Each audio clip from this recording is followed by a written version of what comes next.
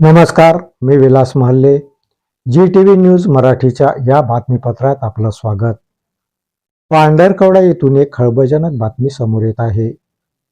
पांढरकवडा येथील डाक विभागात कार्यरत असलेल्या एका पोस्टमनच्या घरातून तब्बल 3 पोते टपाल मिळून आल्याची धक्कादायक घटना समोर आली.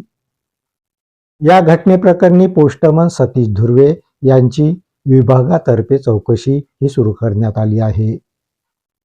पांढरकवडा येथील घटनेमुळे यवतमाळ जिल्ह्यातील डाक विभागात एकच खळबळ उडाली.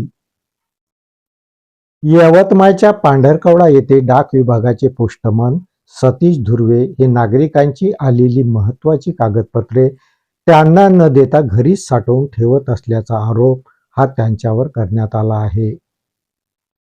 याबाबत पांढरकवडा येथील रहिवासी आणि ज्येष्ठ वकील गाजी इबातुल्ला खान यांनी पोस्ट मास्टरकडे याबाबत तक्रार दाखल केली. खान यांना मागील 1 वर्षापासून त्यांना येणारी कायदेशीर पुस्तके, नोटीस आणि इतर कागदपत्रे मिळत नव्हती. त्यामुळे पोस्टमन सतीश धुर्वे यांच्यावर त्यांचा संशय हा बळावला आणि त्यांनी थेट पोस्ट ऑफिस गाठून याबाबत पोस्ट मास्टरकडे विचारणा केली. या पोस्टमनची तक्रार दाखल झाल्याने पोस्ट विभाग यंत्रणेने पोस्टमन सतीश धुर्वे यांच्या घराची झडती घेतली. त्यावेळी त्यांच्या घरातून तब्बल 3 पोते टपाल हे आढळून आले.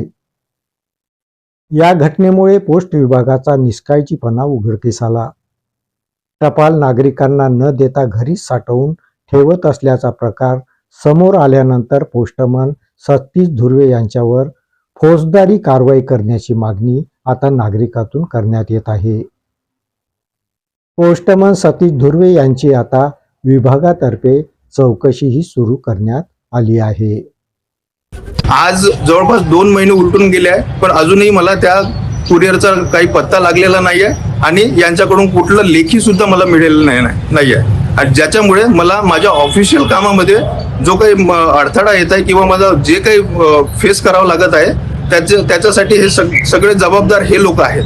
पण मागील 2 दिवसात जो प्रकार घडलाय पांढरकवडा पोस्ट ऑफिस मध्ये, त्यांच्या पोस्टमनच्या घरी 2 ते 3 पोते आरसी, आधार कार्ड आणि चेकबुक व इतर अनेक डॉक्युमेंट्स मिळाले.